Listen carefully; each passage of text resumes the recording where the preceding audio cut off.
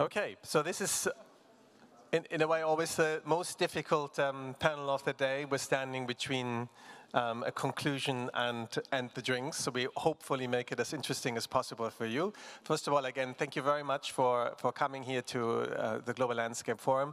I said this morning, I was impressed how many people were there on a Saturday. I have to say, I'm now even more impressed when I see how many people stayed until the end. So I think this must have been an interesting event. I think for me personally it was very interesting. Now, what we're trying to do in this closing plenary is really to pick up again on the same issue we picked up in the opening plenary, which is mainstreaming sustainable finance. But we're trying to also look a little bit on the way forward. So the idea is really to discuss a little bit what everybody took out today from the discussions here, from the various discussions, and maybe some of the positives, but also what are the issues, gaps, and barriers. But before we delve into that, I'd like to introduce my esteemed panel for this last round. So, and I'm starting all the way on my right is Edith Kies from Mirova Althelia, or Mirova Natural Capital. I'm not sure. We'll actually talk about this later. You can explain it when you come in later a little bit. Who already spoke before. Then we have Joan Chan from the Green Climate Fund. Elizabeth Peterson from Aquaspark, and we'll explain a little bit later on what Aquaspark is doing. Then we have Augusta, I hope I pronounce it correctly, Senensi? Okay, very good. From the Plan International UK Advisory Panelist and founder of the Gateskeepers, and also the representative of the Youth Forum. And last not but least, Justin Mundy, who I was told wears various hats at the moment, and we leave it there. So, I'd like to actually do the same what we've done this morning. So for us, it was one of the biggest questions was actually what did we get out of this out of today? And we would actually like to start with a Slido question. Actually, pose that question to you, and the format we will do this now. I think that's not the right one. I think we have to find the right one. So what we're trying to do is actually to ask the question, what is the one single most important thing that you have learned today? So, ideally, because it makes it much easier for us in one word, but I would say maximum 2 words. We don't want to see any sentences. So if you now reflect on the whole day, on all the discussions you had, connecting it to mainstreaming the sustainable finance, what is it? Okay, thank you for the first one for collaboration. That's already a very good start. So we give it a little bit, just to see where we are. Come on, there can be more than 5 people doing this. Okay, it's coming.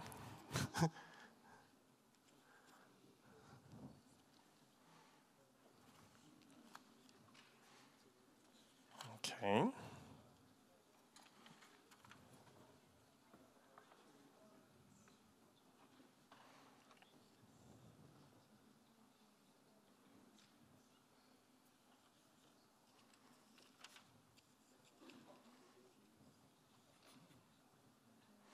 Okay. Unfortunately, I thought we would see a bubble chart where we see what like the most answers are. So, but I think we're getting them through. So, I think what we have to do is a little bit to kind of look through this, because I had actually hoped that we would see a little bit. You know, what are the most the things that are where we see some commonology, but they seem to be just coming down, which is fine. I think we're taking the time to see about it.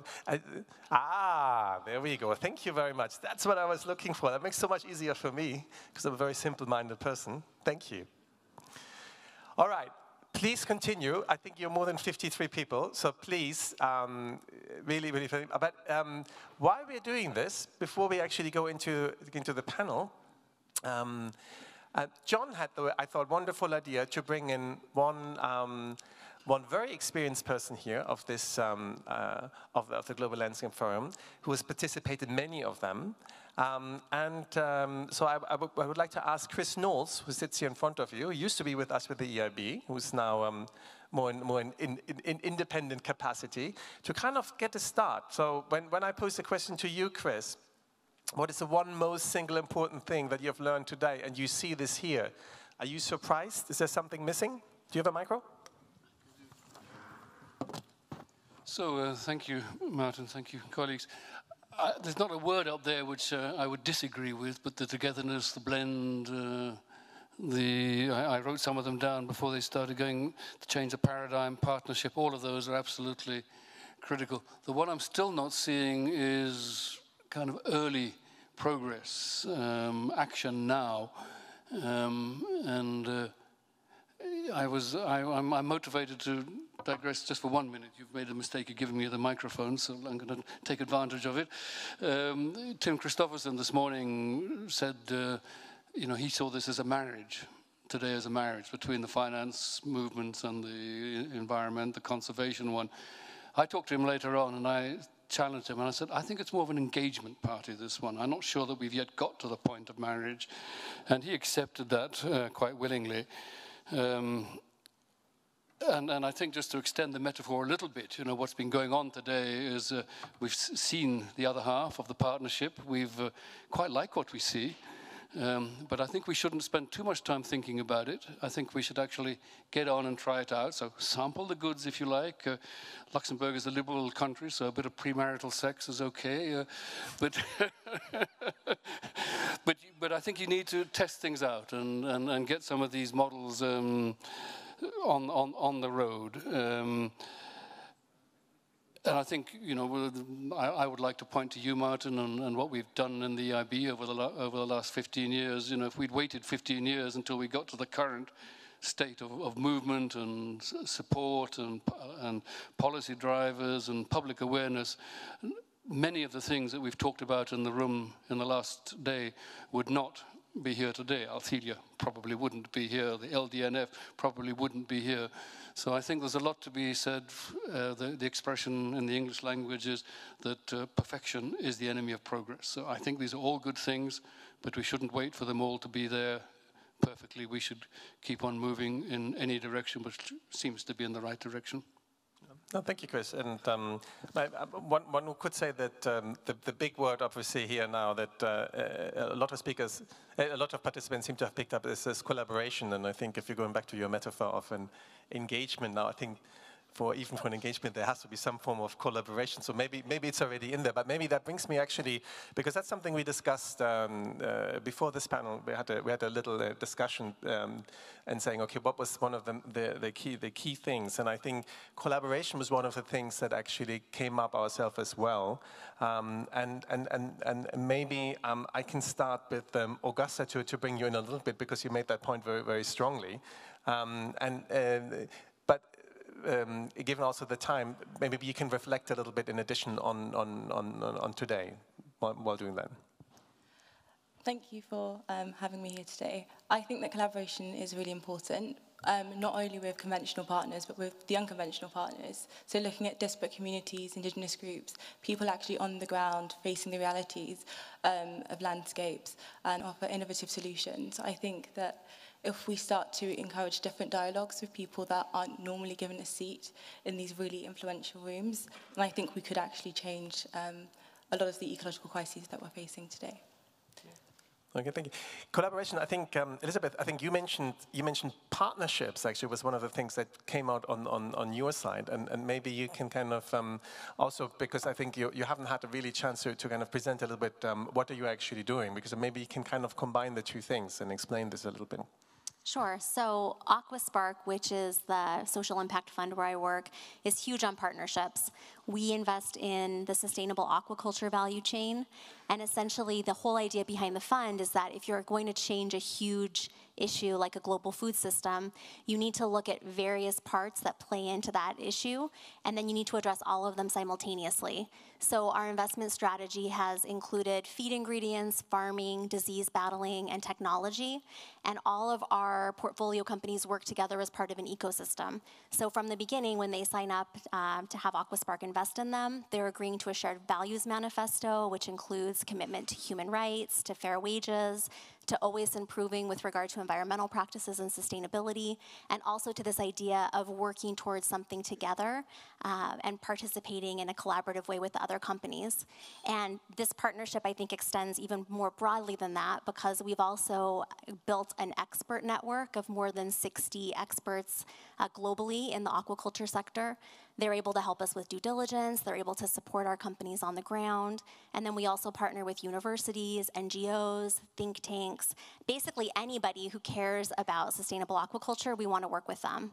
And we're currently launching a new fund in Africa, and the goal there is to really build an infrastructure for aquaculture in Africa. There's several reasons why this is really important, including food security and really getting climate change addressed in terms of how we're going to feed a growing population. We can't do it with beef. Currently, we don't have insect protein to a point where people want to eat it or where it's available to eat. So fish is a great happy medium. It is the most sustainable animal protein that we are able to provide today. And being able to bring it to Africa, where 2/3 of the population growth is going to exist in the next 30 years is crucial. So partnerships, you can't do it alone, and I think finding various stakeholders, whether it's, I think Augusta said it beautifully, you need to be speaking to people on the ground in the communities, you need to be working with NGOs and other governments, and you also need to have finance and other stakeholders involved every step of the way. Well, thank you. Then for me, actually, I have to say, I would have expected on this, like, so when I reflect on today, I think I compartmentalize this into two areas that we discussed today. We have one, if I look now the issues ahead, one of them is really on the policy side. It's mentioned here, but it's in my mind relatively small. I think we discussed a lot about how, and if you think back on the opening panel, but also on some of the other panels, and how far policy has to play in a big role in this, both in that policies at the moment are now supporting the wrong things, and that we're actually not having policies in place to price in, for example, some of the externalities. But so I'm a bit surprised, no, having spoken before a little bit with Justin, when you combine a little bit collaboration, policy, blended finance, I think you mentioned something which you kind of was clear for you, and that was kind of a lack of an integrated approach. Maybe you can elaborate a little bit on this, what you kind of took out from today. Martin, thank you very much indeed. If I may just start actually by saying that this is, I think, is the fourth of these meetings, and the narrative and dialogue has changed enormously. From the first one to the fourth, it's a different world, which is fantastic. But at the same time, it's very notable, I think, that many of the issues which have been discussed today were in some ways resonating with many of the issues that we had discussed in the Thursday and Friday with the UNEP-FI, looking at some of these broader financial issues.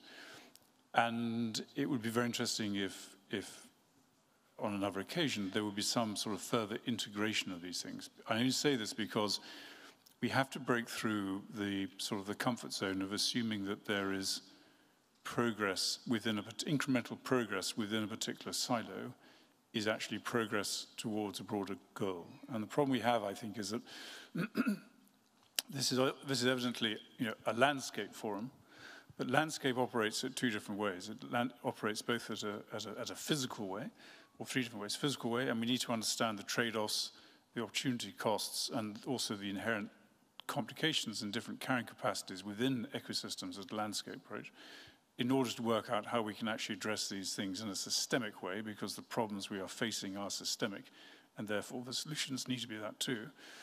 It also operates at a financial way. If you have that systemic mindset, then blended finance becomes something which you certainly need to have. But blended finance at the moment, with all due respect to the really admirable and expert practitioners in the room, is still a matter of soothsaying and auguring rather than a precise science at the moment. And that, I think, is part of the problem, and part of that is case because we don't have really in any detailed and coherent way the necessary level of a landscape of planning. This is right where it's on the oceans, where we have almost no marine spatial plans worthy of the name. It's also the case in terms of the terrestrial ecosystem. And the absence of a planning process that maps, for instance, NDCs, means that for ministers of finance, ministers of economy, in order to have cogent conversations with the private sector about where money needs to be prioritized, becomes very complicated because the trade-offs aren't there. So I think in terms of a landscape, we need to understand that we have a fourth layer above this, which is the emerging synergy between the regulatory landscape, which is looking at the TCFD and how you define risks, which will be caught up by an equivalent in the natural capital world to looking at the risks of depleting natural capital, which is not something which happens by itself. It is intimately linked with climate change. Once you've got that, you are then actually able to see where you can bind in the major financial streams in order to involve these fundamental drivers of not only climate change and natural capital depletion, but also inappropriate allocation of resources, and also a massive disenfranchisement and a disintermediation of the constituencies that Augusta was mentioning too. So it's that four levels of landscape and integration which cannot be done on a vertical level. It has to be done on a horizontal level. And if I can be so bold as to interrupt, I wanted to offer some tangible solutions. So earlier this summer, I was part of a consulting body reviewing the Sustainable Development Goals and 2030 Agenda. And one of the key findings that we found about the kind of stagnating in the implementation of Sustainable Development Goals was that we tended to silo individual goals and not recognize, like you mentioned, the synergy between the goals. And just to pick up on your point that you made about partnerships, one of the most kind of amazing moments that I had when I was traveling was working with the indigenous community of Muwowo in Zambia. And when we were working on sustainable solutions, one of the essential parts of making sure that development projects worked was fostering partnerships between ourselves, the local community, NGOs, and the private sector to secure funds. And I think if we want to achieve all of these goals, the Sustainable Development Goals, ensure and guarantee sustainable finance, then we need to have a more nuanced and disruptive approach to the way that we tackle finance. And I think listening and recognizing the strength of every single partner, I think is one of the key ways that we can do that. Yeah, no, thank you, Augusta. I think that's. I think you speak very much exactly to what most of the other participants must have felt by putting also collaboration in actually really on the center of this, and I would fully agree. The one thing, so on we see other things like finance. Sorry about this. We see finance. I see a new product. I saw this earlier. I'm not entirely sure whether this is actually. Oh, sorry. Let me. Just in case.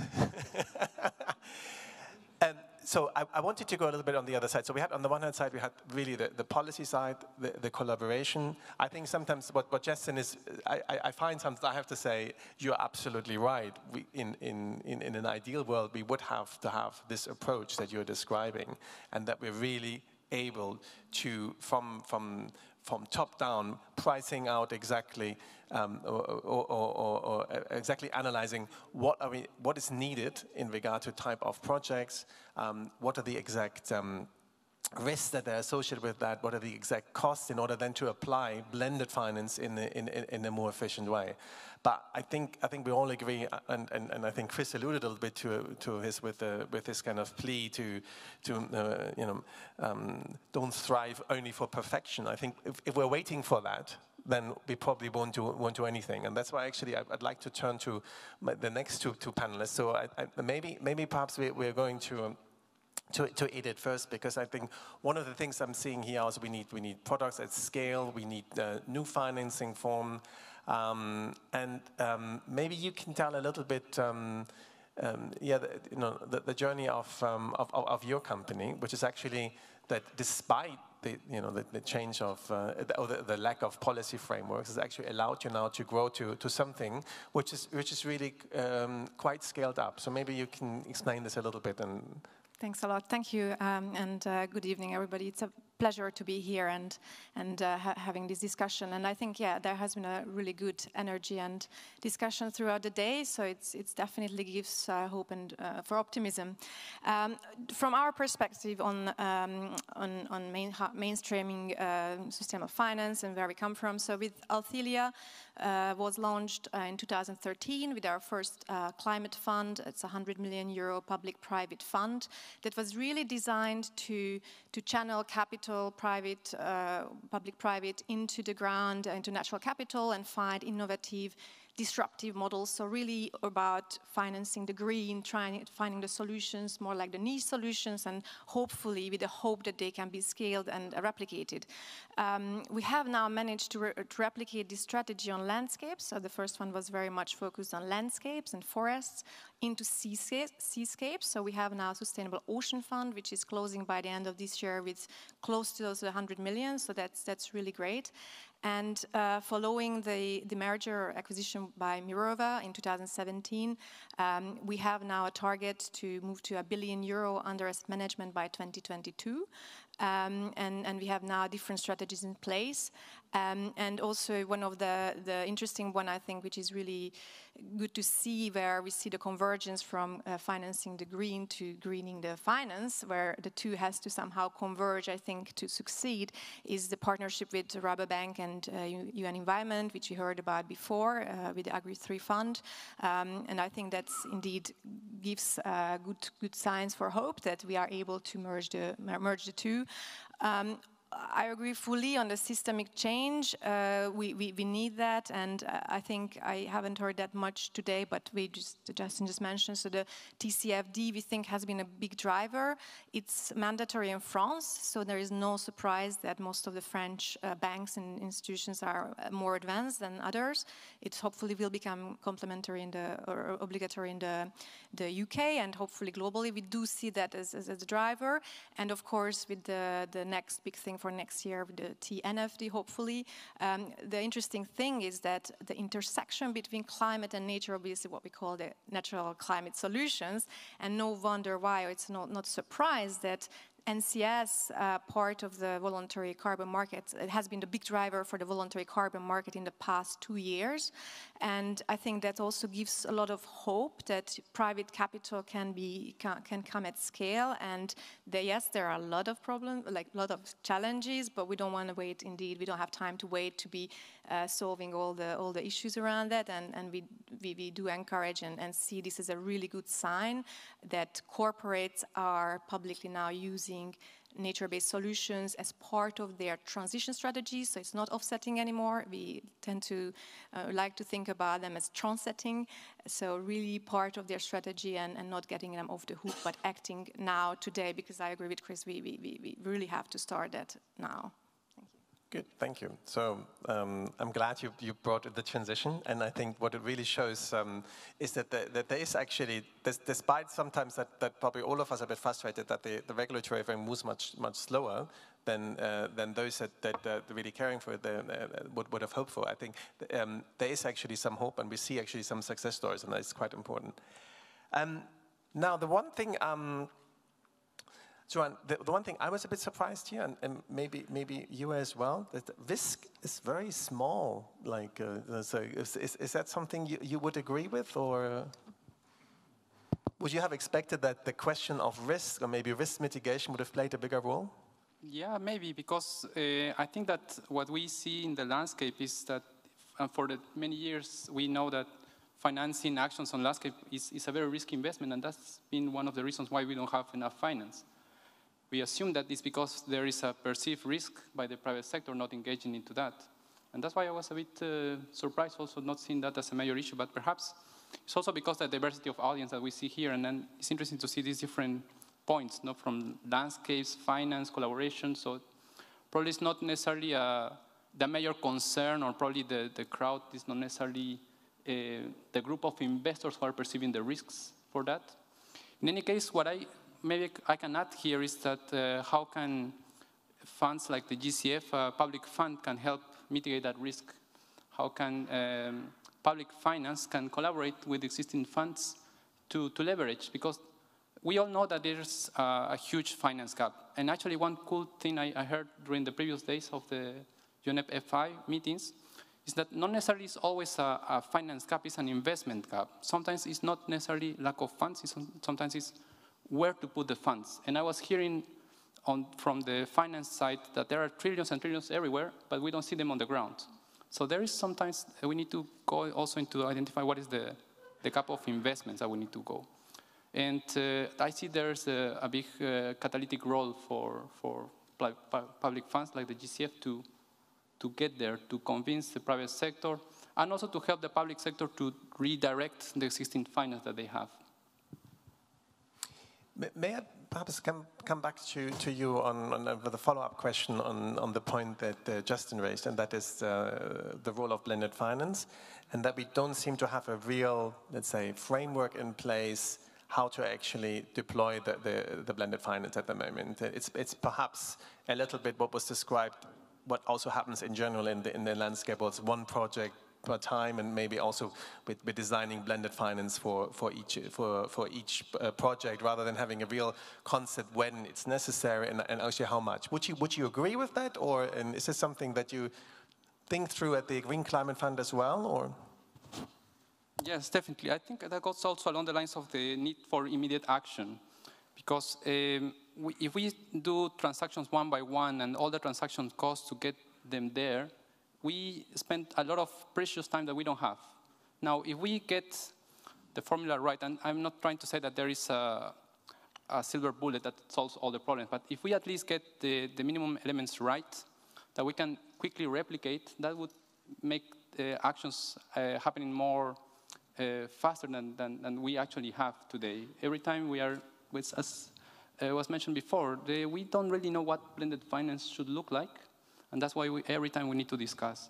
Hopefully, we understand better, and having these different points of view here from the audience, I think that's where the direction we should be going, to discuss and narrow down what exactly needs to happen. Thank you. And perhaps, Justin, I turn one more time to you, because I think you made a really nice connection here between both the question of the policy and also what we discussed in the morning, like the kind of sometimes the lack for scalable products. And I think both you and Edith, you mentioned that there is actually much more happening on the regulatory side, and actually maybe it wasn't as prominently discussed here than it was discussed at the UNEP FI conference, when we think about TCFD, when we're thinking about what the Europeans are planning on the regulatory side, and perhaps you can just. Is this something where you actually now see the policy, let's say the policy framework moving in the right direction?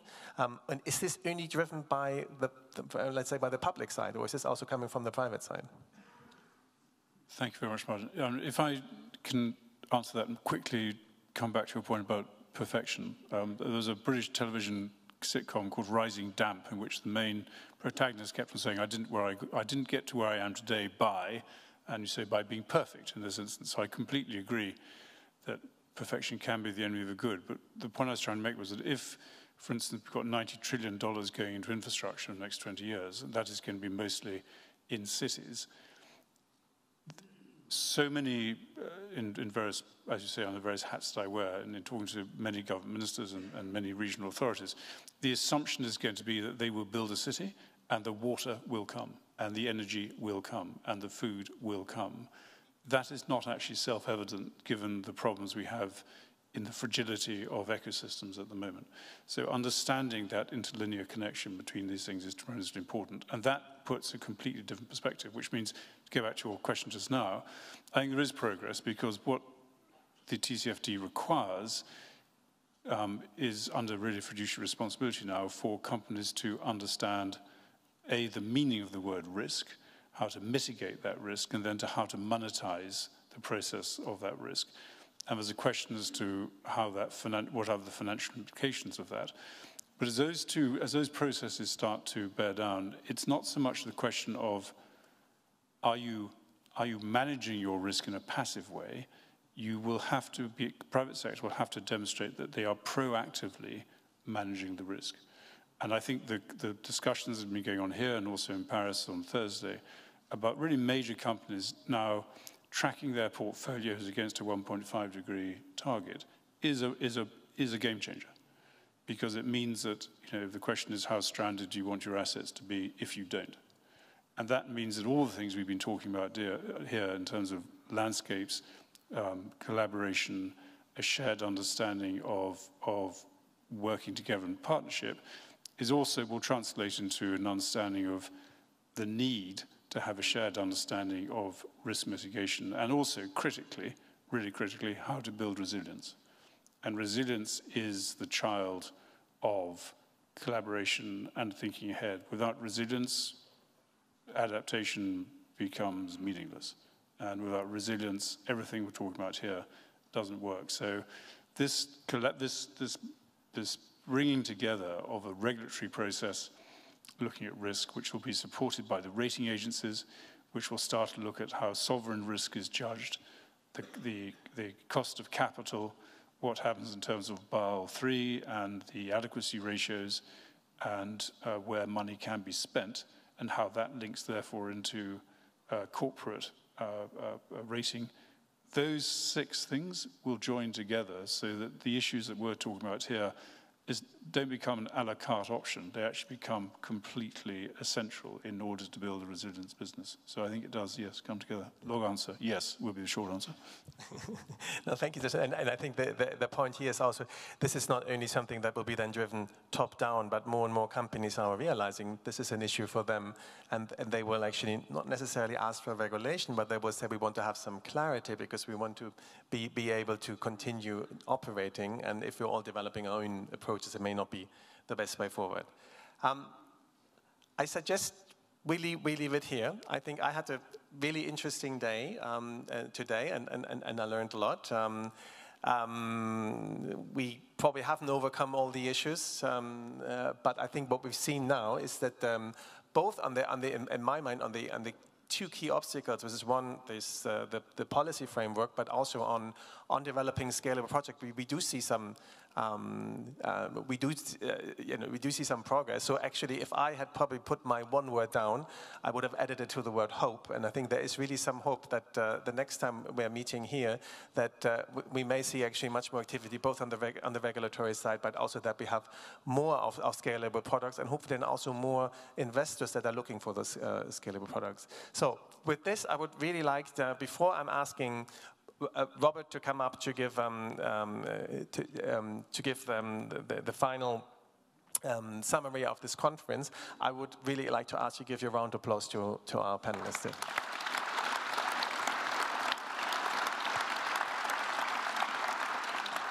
So, and then for the closing remarks, I would like to ask Robert Nazi, the Director General of C4, to come up and give us his final words. Thank you very much, Robert. Thank you very much. Thank you for being there. You see, I'm very conscious of, I have to be brief and not too. Let's start for the people that have been in a few GLF. Let's start with the numbers. You know, that's the sort of a tradition here. So we had more than 400 people in the room today, presently here. But more interestingly, we had 6,500 people that watched the whole day online from 120 countries. So, and that represented 46,000 web views. So you can see that the impact and how much carbon and footprint we have saved in not flying.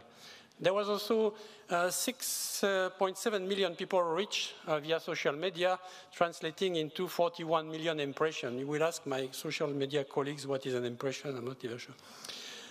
More interestingly, there was a quote today by David Attenborough, and he says, "It is too late to revert climate change. I just hope that we will slow it down, preferably a lot." So that brings us to why we are here. I mean, it's sort of, it's a bit of a complex result, and why are we in this situation today? But I think it can be summarized by a few things. The first one is hubris. Don't be fooled. I mean, a sort of, the planet doesn't need to be saved. I mean, we need to save ourselves. because whether climate change happens or not, there will still be a planet Earth, there will still be biodiversity, there will still be amazing things, but maybe we will not be there. The second is about greed. I mean, it's sort of, sometimes in the past, some choices were made, and this choice makes that today we have jet airplane, and then we are using fossil fuel, instead of having Zeppelin and running on a steam engine. This choice were made at the time, and we are now facing the result of this choice. Now we have another choice to make. We continue forward, or we put an inflection point on the way we develop and the way we run our own planet. Another thing that we have to be very careful, and the very reason we have people in the street, or we had people in the street with their yellow jacket in France, or we have people in the street in Chile or in Bolivia, is that we should not be hypocrites. We should do what we say, and this morning the minister said something very important. No one should be left behind. So when you read in the news this morning that a big car company is laying off 10,000 people, and the reason that they are laying off 10,000 people is that they want to shift to electric car and they need some investment, this is not the message we want to send. And finally, probably the worst of these things is procrastination. As our youth representative this morning says, there is no next generation to pass the burden on. This is the last time we can make a choice, and we have to make it now. Which brings us, why GLF? And I think that, as you can see, that's the place that we are offering in terms of awareness, in terms of learning, in terms of bringing people from different perspectives, and to make finance understanding what sustainability means for an ecologist, or to make an ecologist understanding what risk means for a finance person. So it is very important, because there was also a very interesting quote this morning that says that you have perceived risk and real risk, but fundamentally the two matter. But you can solve the perceived risk by raising awareness, by educating the person to you. So I think it's a very important, and this is what we offer in GLF. And I think that what is shown in the GLF is also that the finance sector that want to invest, that want to become greener, need the role of organization or platform like the GLF, or research organization like C4 and ICRAF. They need the youth people. So, and at the same time, we on the other side need the finance sector, the bank, because of their power to move the needle, because this is something that they can do that we cannot. But if we do it together, we will have something that will be both sustainable and that will slow down the climate change. And finally, I mean, it's not, you will be leaving this room and you will go to the cocktail or the reception after, but it doesn't stop here. I mean, it just starts. You should go back to your constituency, go back to your country, go back to your government, go back to your company, and say, okay, now, what can I do? What can we do together to slow down the climate change? Then I would like, of course, to thank our host, the government of Luxembourg, our colleagues from the European Investment Bank, the GLF team. I don't know where they are, but they need a big applause.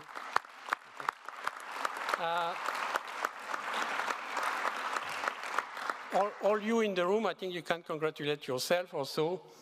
And I probably forgotten a lot of important people, but like, for example, our funder, BMU and BMZ from Germany. But fundamentally, I think we are all in this ship together. And I will finish by a sort of the last two things. One is cowardice. We have been talking about risk. I mean, so there are, for me, two risks. Either we lose a little bit, or quite a lot of money because we are doing wrong investment choice, or we have the risk of civilization collapse. So we have to choose between the two. I think we need to be bold, and we need not to wait to be completely wed, and then we need to move forward because we know that.